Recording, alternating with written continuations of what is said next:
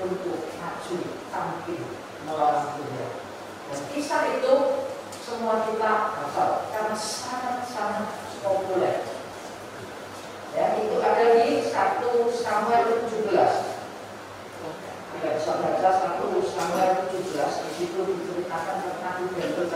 Goliat, tingginya 6 hasta lebih, ya pakai tombak tembaga, yang dia pakai baju sirah bersisik, bajunya ini kurang lebih kalau dia ini kan sikal ya, satu sikal itu sekian gram, kalau dihitung dengan ton itu 126 ton, artinya 1 ton kurang lebih 5 kilo saja. Bajunya 63 kilo. Anda kalau baju 10 kilo kira-kira bisa jalan enggak? 20 kilo, ini bajunya saja, ini identitasnya Goliat ya. Dia pakai pelindung, tutup kaki, tulang belakangnya kaki itu ditutup. Dia juga pakai pedang, bahkan tombaknya saja beratnya juga kurang lebih 15 ton, artinya sekitar 7 kilo tombaknya itu. Dibawa dia sekali. Tapi kita tahu persis bagaimana Daud mengalahkan Goliat. Nah, sangat mudah. Bukan dengan kekuatannya sendiri, bukan dengan gagahnya sendiri, tapi Daud itu maju dalam peperangan dengan tanpa pengalaman apa-apa, tapi dalam nama Tuhan Yesus Kristus kita dipuji. Apa Tuhan mengalahkan yang kuat. Saudaraku, situasi saat ini Goliat yang menghargai perjalanan hidup kita itu sedang bercokol di mana-mana. Hidup tambah hari tidak tambah gampang, persoalan tambah hari tidak tambah sedikit, tambah hari tambah sulit, persoalan tambah hari tambah banyak. Dan kalau Anda lihat yang ada yang kita baca dalam 2 Samuel 21 tadi, di situ ada 4. Jadi dengan pertama Goliat ditambah lagi 4. Siapa masih ingat? Elhanan, Yesbi-Benob, ya Yesbi-Benob ini keturunan Gad juga. Setelah Yesbi-Benob ada lagi siapa? Sikai, Sak, begitu ya. Itu Anda nanti bisa membandingkannya dalam Tawari, dalam kitab 1 Tawari itu Anda bisa melihat pasal 20 ayat 4 sampai 8. Ada di situ di Tawari itu yang namanya Yesbi-Benob ini tidak dicantumkan, tapi 3 yang lain identitas dan keterangan-keterangan itu dilengkapi di 1 Tawari pasal 20 ayat 4 sampai ayat yang ke-8.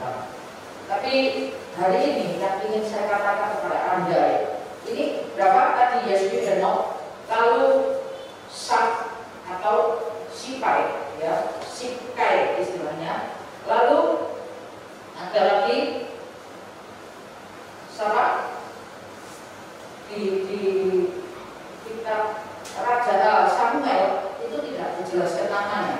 Tapi kalau Anda lihat di 2 Tawari tadi dijelaskan namanya Lahmi. Itu saudaranya Goliat. Lahmi saudaranya Goliat yang ketiga. Ya. Lalu yang keempat tidak disebut namanya MM. Cuma orang yang tinggi besar, identitasnya adalah jarinya 6 semuanya. Anda bisa tahu ini siapa? Lambang. Tunggu tidak sebut nama, tidak disebut namanya. Tapi ini adalah lambang daripada Antikristus 6. Artinya dari apa yang kita lihat, apa yang kita baca itu. Setelah Daud menang atas Goliat, ada terjadi lagi pertempuran. Dan Anda menuliskan Daud letih, lesu, benar ya? Daud letih, lesu sampai menjadi ayat yang ke-15. Ketika melawan Yesbi-Benob orang raksasa ini, Daud menjadi letih, lesu. Tak tahu Daud itu siapa? Kalau Daud jadi letih, lesu, Anda bisa bandingkan dulu dengan Daud. Kira-kira kita kesel nggak kalau kasih perangan dulu?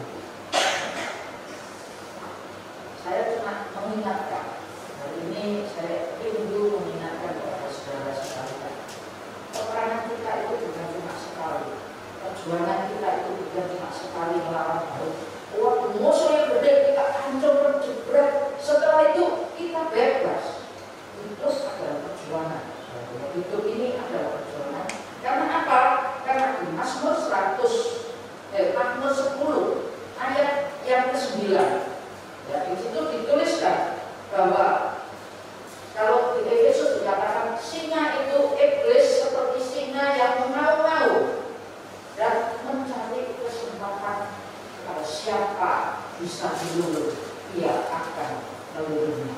Artinya dia cari kesempatan untuk menghabisi lawannya.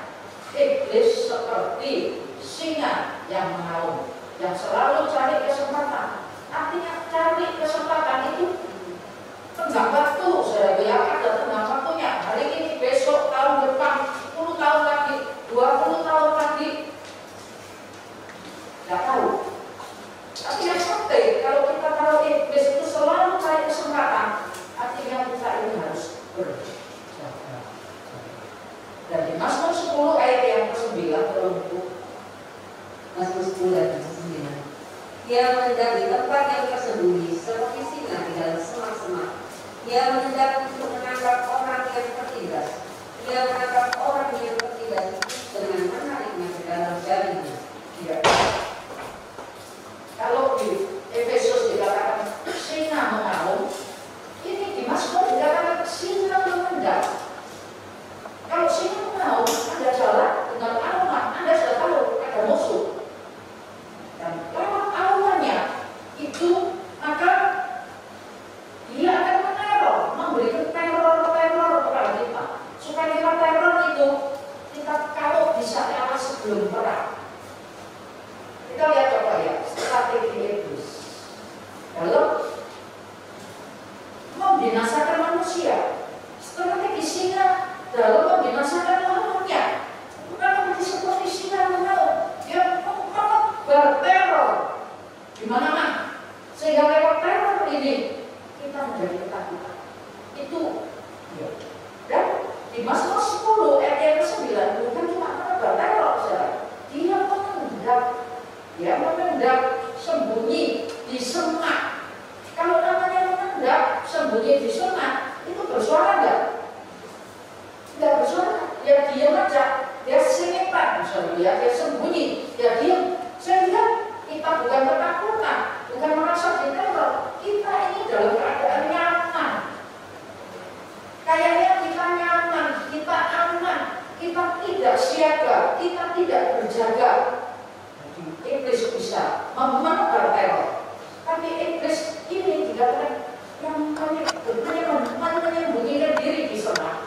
Itu iblis itu membuat kita mencari lengahnya kita. Itu sebabnya bukan cuma diteror baru ibadah dengan sungguh-sungguh. Biasanya orang Kristen ini kalau sudah mengalami teror, sudah bilang, waduh ibadahnya sembahyangnya, bukan main. Ya Allah, anakku sakit, ya semuanya. Sakitnya apa? Waduh, nadanya, suaranya, bahasanya sakit yang menakutkan. Waduh, berdoa, pasti berdoa orang Israel. Tapi ketika anak merasa sudah tidak ada masalah, tidak ada apa-apa, kayaknya tenang-tenang, kita lemah. Nah, di saat kita lemah, iblis itu juga selalu cari keluar. Tapi saya tidak tahu, mungkin ada di antara Anda yang saat ini seperti di zona nyaman. Jangan lengah, tetap berjaga, karena iblis seperti singa yang menendang di semak. Di Mazmur 17 ya ayat 12-13 itu juga dikatakan singa muda menendang di tempat yang tersembunyi. Jadi bukan cuma tapi menendang di tempat-tempat tersembunyi. Jadi begitu liciknya dia mencari saat kita lengah. Jangan pernah lengah. Amin. Jangan pernah lengah. Ini strategi iblis. Nah, ayat yang kita baca dalam Samuel tadi, berapa kali peperangan? Ketika iblis dalam wujud Goliat, waduh muncul yang menebar teror, orang Israel semua ketakutan. Daud maju perang. Setelah Daud maju perang, jagonya orang Filistin sudah tak habisin. Amin. Anton Daud dipikir sudah tidak ada, ternyata masih muncul 4 lagi. Dan itu kemudian terjadi pertempuran lagi. Masih ada pertempuran berikut. Jadi jangan kita mau belajar dari ayat yang kita baca itu ada peperangan. Amin. Jangan pernah lupa. Iblis selalu cari cara, selalu cari kesempatan untuk bisa mengalahkan kita, supaya perjalanan kita itu tidak bisa mencapai pada titik tujuan yang kita tuju. Iblis selalu mengganggu. Ini dikatakan ada Yesus dan Daud, betul ya, ayat 15, sampai Daud menjadi letih lesu. Daud jadi letih lesu. Terus akulah dan hampir saja terkalahkan. Kapan itu terjadi? Mengapa bisa terjadi? Ada bayangkan? Ingat ceritanya petinju Leverton? Dia terus menang. Saking bangganya menang bolak-balik, kurang berlatih, kurang menjaga konsumsi makan, kurang mengatur diri, berat badan dan lain sebagainya. Akhirnya apa yang terjadi? Yang namanya Mike Tyson ini betul kalah sama orang lain. Kenapa Daud bisa letih lesu dalam peperangan? Padahal saat itu kalau dibanding dengan waktu dia menghadapi Goliat, pengalamannya sudah lebih banyak. Kemungkinan yang terjadi adalah satu faktor usia. Oh, jadi itu ya, saya belum hitung sih berapa tahun kemudian yang terjadi peperangan. Yang kedua, kalaupun masih sehat, masih kuat, kalau tidak pernah berlatih, dia akan kurang tenaga, tidak punya kekuatan, tidak punya pikiran, dan merasa aman, dia merasa nyaman. Musuh sudah dikalahkan, Goliat jagonya orang Filistin sudah entek. Dia tidak tahu di balik Goliat masih ada saudara-saudara, famnya, keluarganya yang sama gedenya, sama kuatnya dengan Goliat, bahkan lebih lagi, dan lebih lagi. Sebabnya ketika menghadapi Yesus Benok ini, lalu tidak tahu.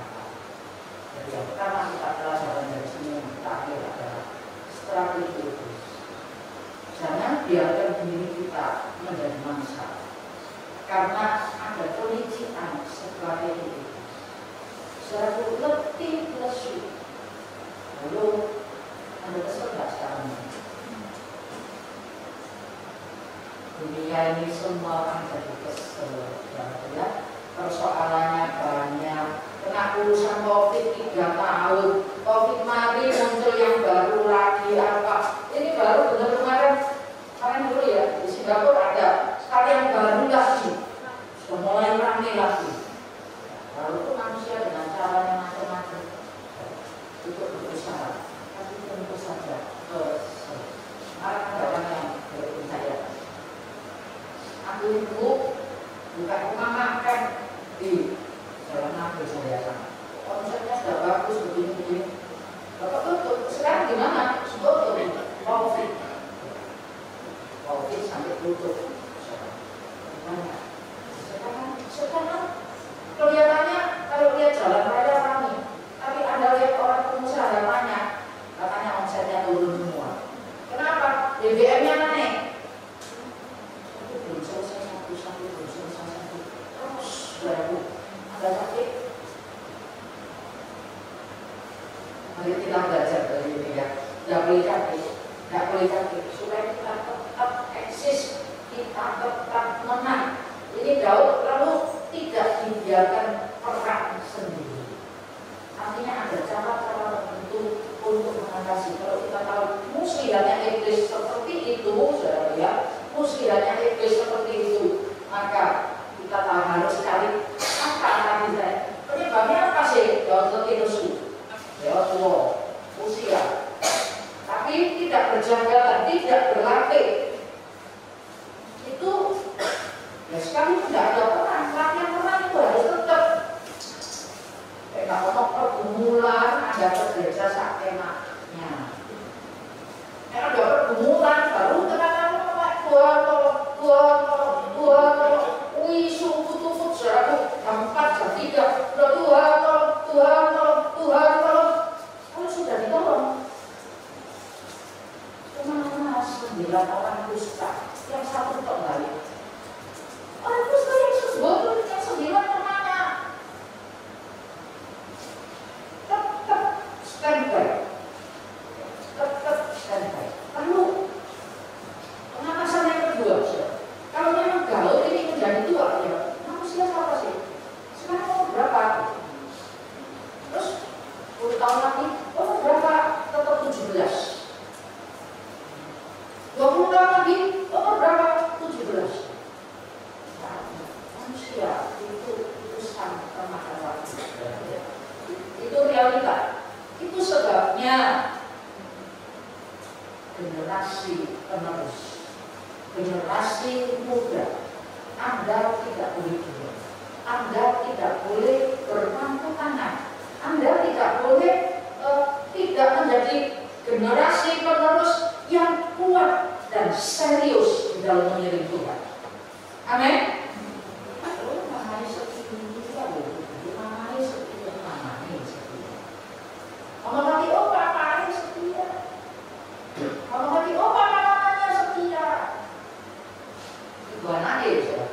Setengah setia. Ibu cucu 10% setia.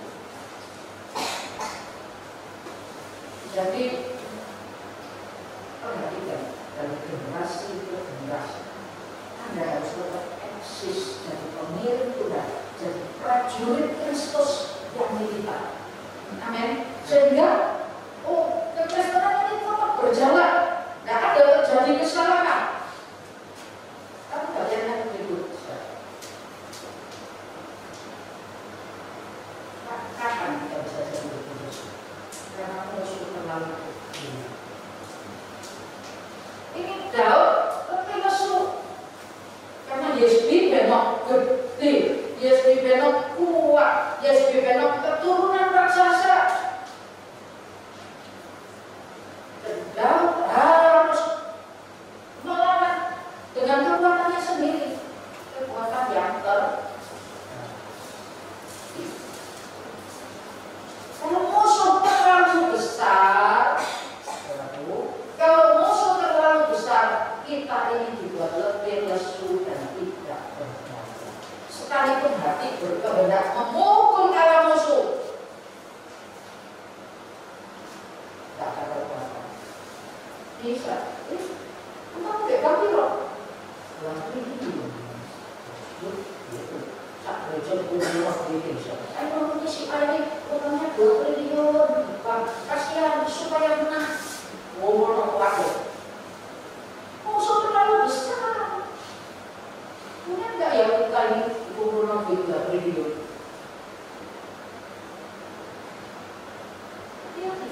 Di situ kalau masih shock terapi, membuat kita itu betul-betul merasa kecil, betul-betul merasa tidak berdaya, betul-betul merasa hopeless.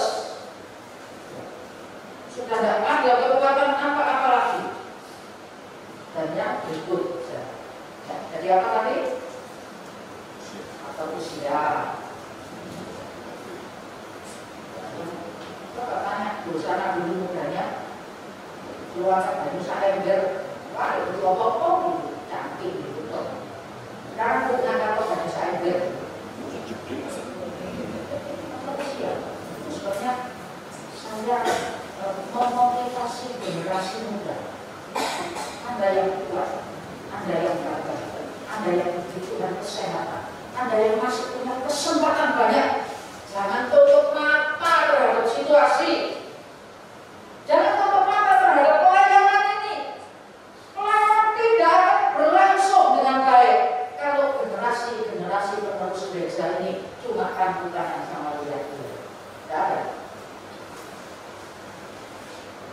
dihimbau semua kaum muda, semua pemuda, semua generasi penerus ini menjadi generasi penerus yang kuat. Dihimbau juga untuk setiap generasi, biar tua, biar muda, apalagi yang tua, saudara, tetap berlatih. Saya dulu kalau tidak stretching, harus sampai 1 tahun, 5 tahun ya tidak pokok. Sekarang kalau sudah 2 bulan, tidak sempat. Mulai mau sekejuan gitu ya misalnya. Dulu rasanya di sini sakit semua, saudara. Anda perlu tetap eksis dalam melatih diri menjadi pasukan Kristus. Amin. Amin. Yang berikutnya, Daud filsuf karena berjuang sendiri. Itu sebabnya datang siapa namanya yang datang tadi? Bukan Yoab,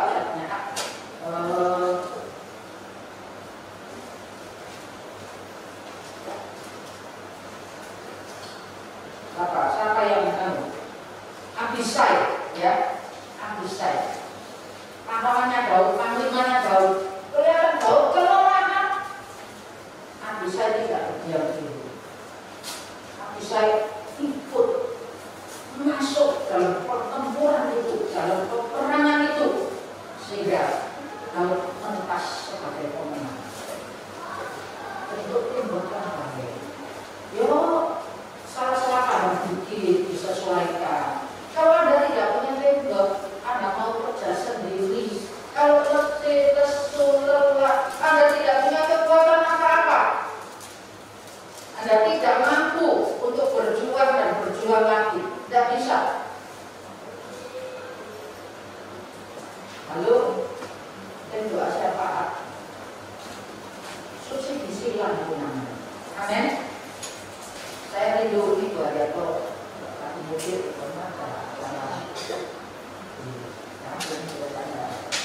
koordinatornya berdoa siapa? Ayo subsidi silang. Sehari Anda doakan apa? Siapa yang Anda doakan? Karena sama Bu, banyak apapun juga tak tekan. Ya, kok nggak apa-apa? Tidak bisa. Harus ada subsidi silang. Kita didoakan. Kita juga mendoakan. Kita mendoakan diri kita. Kita mendoakan orang lain. Orang lain mendoakan dirinya dan juga mendoakan kita. Ada subsidi silang. Kerja yang baik itu akan memberikan dukungan yang sampai mencapai kemenangan. Amin. Amin. Mau jadikan doa. Dulu masih ingat ya Pak ya, kita dulu ada tim satu mendoakan 5 orang misalnya. Tetap itu kita bawa dalam doa, bawa terus dalam doa, sehingga ada terjadi sesuatu kita bisa merasakan. Ayo dibentuk lagi, ayo dibina lagi. Kaum muda bangkit, amin. Bangkit kaum muda, jangan berdiam diri. Ini zamannya bukan zaman biasa. Kuliah muncul di mana-mana. Dan bagian yang berikut adalah kenapa lebih lesu? Peperangan yang berkelanjutan. Anda tahu, habis ketemu singa, perang sama singa, ambil burung kokok itu saya ketemu buaya. Ketemu buaya, ambil burung kokok lagi, wah ketemu terus. Ini bahaya. Inggris memang punya strategi itu. Kalau Anda lihat satu tawarinnya tadi, itu di atasnya itu diceritakan bahwa ada waktu-waktu di mana pergantian musim, di mana waktu orang lagi sibuk, orang lagi tidak fokus di peperangan, di situ waktu musuh. Dan ketika musuh menyerang ini terus nanti diserang sama yang ini tidak kena, diserang yang lain, diserang yang lain lagi tidak kena, diserang yang lain lagi terus, saudara. Dan kalau Anda tahu manusia ini di situ, mari baca ditawarannya. Setelah waktu pergantian, habis itu dikirimi 5 kali, 4 kali. Yesbibeno, Sibkai, Lahmi, dan 6. 4. Kuliah, ya, amal kuliah.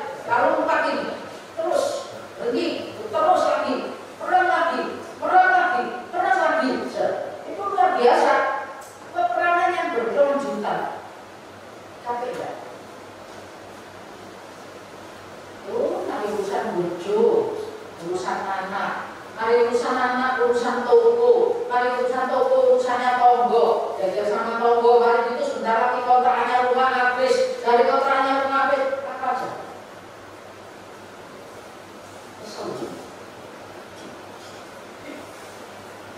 Masalah banyak, pernah nggak di Daud? Terus dan Daud dan orang-orangnya memenangkan pertempuran.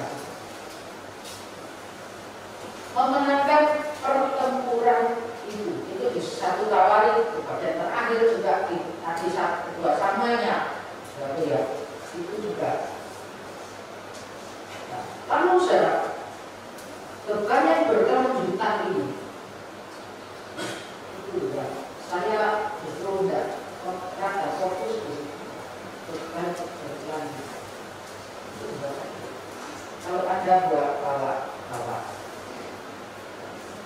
jinjinan, katanya kalau bawa jinjinan itu mestinya paling ada 2 kilo ya, saudara. Menjinjing kok, Pak enteng. Jangan yang kalau distandarkan bawaan Kevin berapa kilo? 7 kilo ya, betul ya, Kevin 7 kilo ya, 7 kilo. Nanti ini, bawaan D1, D2, D2 ke D3. Terus ternyata dari Anda di 27. Saya yakin sampai di 5, sampai 7 ditaruh sebentar. Jalan lagi, kena ditaruh. Kalau jamnya sudah ada nututi, bisa naruh nggak? Beban persoalan yang berkepanjangan itu menjadi sangat kelelahan. Iblis tahu itu sebabnya Anda kasih persoalan.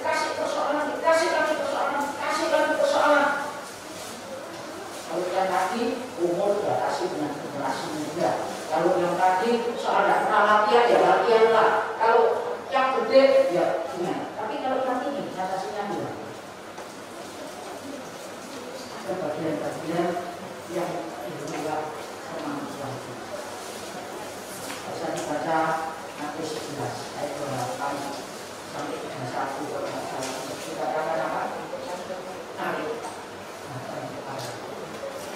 Hari kamu yang lebih bersyukur. Saya kemarin dari kok titipannya ngomongin siapa ya sampai ngomong lagi. Ternyata benar, mungkin lebih dari 7 kilo jinjinan saya ini. Mestinya bawa yang ada rodanya, tapi saya tidak mikir kalau dikit-dikit dari sama Pak Felix itu juga lagi. Aku mau minta kas yang untuk ya barangkali belanja dibawa ini aja gitu. Sudah, saya tidak meriksa, tapi ternyata sampai ke Bali saya modalnya tak buka, bawa motor dan koper sudah penuh, terus dari berangkat kopernya memang penuh. Jadi ini yang dipakai untuk kasih. Koper 20 kilo sudah boleh lebih, udah saya bilang. Jadi ini gimana? Saya tahu. Bisa sini kerap mulai pijet. Wah, segini bukannya Pak kesel. Terus saya melirik. Ada orang bawa Kevin, Kevin yang ada rodanya. Lu ngentoi, ngentoi ya. Tak tunggu dapatnya kopernya orang itu. Kalau saya ceritakan, kalau kekuatan sudah kita mengatasi, sudah kamu yang penting bersyukur dan berdoa.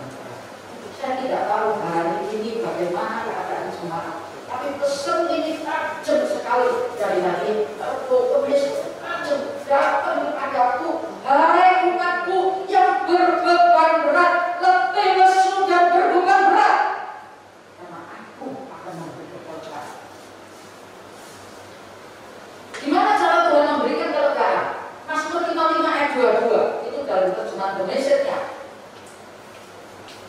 Jangan terjemahan bahasa Indonesia-nya ya, terjemahan Indonesia-nya. Jangan taruhkan, ya kayak saya lihat orang lain bawa dedekan, benar ya. Tadi solo kok sebenarnya kalau ngomong mau itu saja. Jadi tidak bukan saya, tapi nggak mau sikap dituluti. Nanti kalau ditolong terus dibawa budal hilang bisa repot, gitu kan? Ini di Indonesia mau taruh beban ini, bukan di atas koper, di atas kuda nanti. Tuhan itu menyiapkan dirinya supaya kamu yang suka kelelahan karena persoalan yang banyak, karena banyak hal yang membuat engkau jenuh rasanya. Kalau tidak seperti itu, dia akan menanggung semua hal. Amin. Dia akan menanggung. Tapi butuh percaya loh saudara. Saya tidak berani naruh di atas kopernya orang. Karena kalau kopernya orang tak taruh itu orangnya lari terus berangkat, tidak ada urusan yang habis. Ada percaya enggak? Persoalan bukan tidak dipercayakan ini kalau opposisi. Ini kalau dunyamu gitu ya, harta bendamu taruh di atas pundaku. Enak, gitu ya toh? Hartamu loh, ada yang mau naruh hartanya di atas pundaknya orang lain. Saya yakin nggak mau. Ya aku jadi dunia, ya angkat aja. Tapi Tuhan ngomong, rasa berat. Dia membuat Allah, dia membuat Allah capek. Kalau yang pikir masih mampu kan? Amin. Menolak, sakit, bukan persoalan kuyuk-kuyuk. Soalnya persoalan yang harus kau hadapi. Tak bisa dikatakan apa.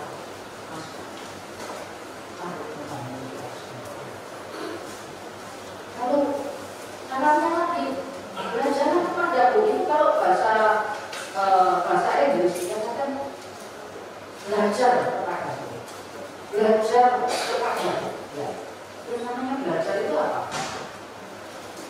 Jadi yang pertama dipercayakan. Anda percaya pada Tuhan? Anda percaya bahwa Tuhan mampu menolong pertolongan atas Tuhan? Amin. Amin. Yang kedua belajar. Orang yang belajar itu ya.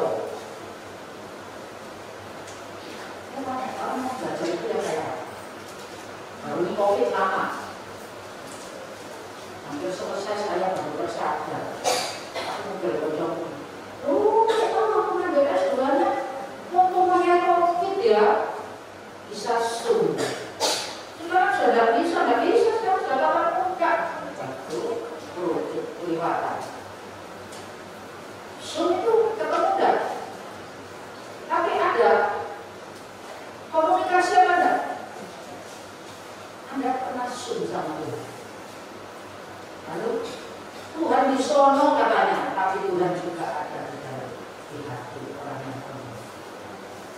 Dia hadir di dalam kemuliaannya, dalam kerajaannya, yang itu juga ada di sini. Ketika kau Zoom, memang orang makan Zoom, lalu bicara ada di tempat yang baik. Tapi kau masakan kepada kita. Bisa kita mulai dari tempat. Setiap pagi, aku mengasah telingaku supaya aku tidak lihat seorang yang mulai belajar. Setiap pagi, untuk duduk bapak itu tidak terus dengar apa yang itu ngomong. Halo, kamu belajar? Belajar kepada katanya. Jadi yang pertama, percayakan dan taruh bebanmu di atas pundak Anda. Yang kedua, belajar. Ini untuk yang sudah di luar kemampuan kita, yang ada di dalam kemampuan kita. Ayo generasi dibangkitkan, ayo kerjasama yang baik, satu orang punya kelebihan, satu orang punya dan lain sebagainya. Ayo latihan. Tapi ada bagian-bagian yang di luar kemampuan kita. Aku percaya kepada Tuhan. Belajar dari Tuhan. Belajar dari Tuhan. Jangan belajar tatap muka, saudaraku. Ada tatap muka dan dengar untuk punya seorang menjadi lidah, seorang murid. Yesaya 50 ayat yang keempat. Ya. Supaya apa? Lewat tatap muka, lewat belajar kepada Tuhan. Jadi dikatakan setiap pagi yang mempertajam pendengaranku untuk mendengar seperti seorang murid. Ya. Tuhan Allah telah diberikan kepada Kulida seorang murid, supaya dengan perkataan aku memberi semangat baru kepada orang. Saudaraku, itu suatu wujud. Kalau Anda sendiri kesel, bisa menyemangati orang nggak? Gak bisa. Kalau ini dikatakan supaya aku bisa memberi semangat baru buat orang yang lebih lesu, artinya aku sendiri sudah disegarkan. Aku mengalami pengalaman penyegaran oleh karena Zoom dengan Tuhan tadi, oleh karena ada tatap muka, ada pertemuan dengan Tuhan, dan Tuhan memberikan kata-katanya, membisikkan kata-katanya, Roh Kudus menambahkan kekuatannya kepada kita sekalian, sehingga kita dimampukan disegarkan kembali. Amin. Yang berikut, saudara. Yang berikutnya, apa lagi, saudara? Tuhan bilang bekerja. Kalau namanya belajar itu bukan cuma teori, betul ya? Orang namanya belajar bukan cuma teori. Dengan saya, dengan generasi di atas saya, betul? Kalau anak yang punya lihat ya, kalau namanya dunia HCL, ditambah apa? Ya bukan, seperti Indonesia. Nah, HCL sekarang ditutup banyak. Kadang pakai dunia negara ada, tapi kalau sekolah-sekolah sekarang sebagian besar ada labnya dan selalu Anda mau jadi orang yang cuma teorinya kok dari kita, tapi tidak mungkin. Jadi Anda dengar dari Tuhan dan Anda melakukannya. Itu cuma yang Indonesia di Matius 11 ayat 31 salah satunya adalah walk with me. Bekerja bareng dengan Tuhan. Bekerja bersama-sama dengan Tuhan. Artinya orang yang kerja sama. Kalau Tuhan yang lebih pintar, kita belajar kan? Tapi kalau kita yang lebih pintar, kita ngajari Tuhan. Tuhan, gini loh. Tuhan, ini gini loh. Tuhan, aku punya masalah ini. Kasih orang jalan keluar. Lihat ini. Anda lebih pintar dari Tuhan. Lalu, ayo kita belajar dari Tuhan. Bekerja bersama dengan Tuhan. Itu adalah sebuah praktikku, memperhatikan apa yang jadi kehendak Tuhan, tuntunannya Tuhan, semua diajarkan kepada kita semua, dan itulah kekuatan yang sungguh luar biasa. Ini kekuatan Tuhan dalam setiap pekerjaan. Jangan peduli, jangan mengandalkan kekuatan. Tentu di Alkitab ketika Nehemia, Zerubabel itu kembali untuk perang, untuk mengerjakan pembangunannya. Tuhan ngomong, bukan karena kuatmu, bukan karena gagahmu, bukan aku ikut dan tidak pernah meninggalkan engkau dalam pekerjaanmu. Itu sebabnya engkau akan berhasil dalam kerjaanmu. Amin. Libatkan Tuhan dalam setiap pekerjaan, maka engkau akan berhasil. Berjalanlah. Kapan saya kesel? Anda bujuk sini, bujuk sana, bujuk lagi, bujuk lagi. Bujuk itu banget. Orang yang IQ-nya paling tinggi ya, di sini bujuk, di sana bujuk lagi. Karena orang banyak, orang kesel. Begitu itu bujuk semua ya. Orang bujuk tapi orang kita pun kalau bujuk terus kalau kalau ini tidak pasti akan berpikir musuh dan susah juga dan relatif. Anda bisa lihat dalam kitab Yesaya,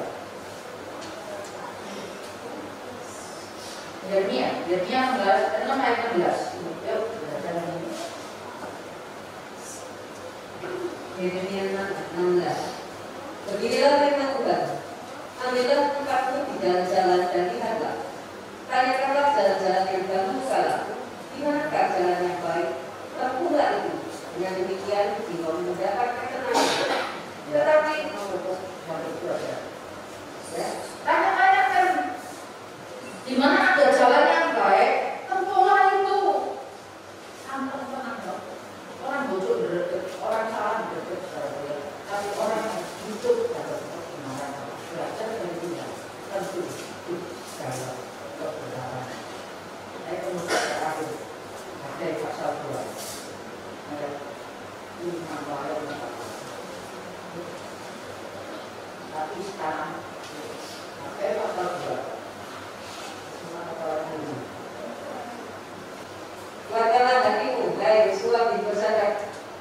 imam besar keluarkanlah dan ibu dan segala rakyat itu. Demikianlah firman Tuhan. Bekerjalah, sebab aku ingin mencintai kamu. Demikianlah firman Tuhan semesta alam. Bekerjalah. Amin.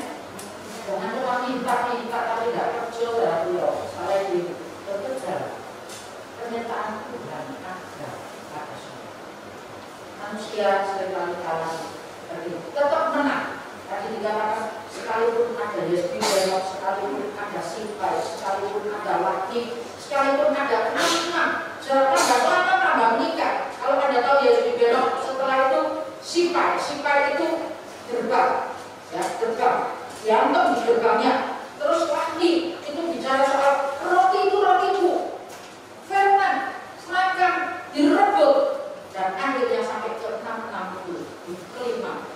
Nanti sampai akhir zaman tambah lama, tambah sulit, tambah banyak, tambah persoalan, tambah begitu. Tapi bentuknya yang baik. Jadi generasi muda ada jangan tangan. Mari kita belajar sama Tuhan, bekerja bersama dengan Tuhan, mempercayakan hidup ini kepada Tuhan. Maka segalanya akan diselesaikan. Karena Tuhan manusia dan kasih tidak. Amin.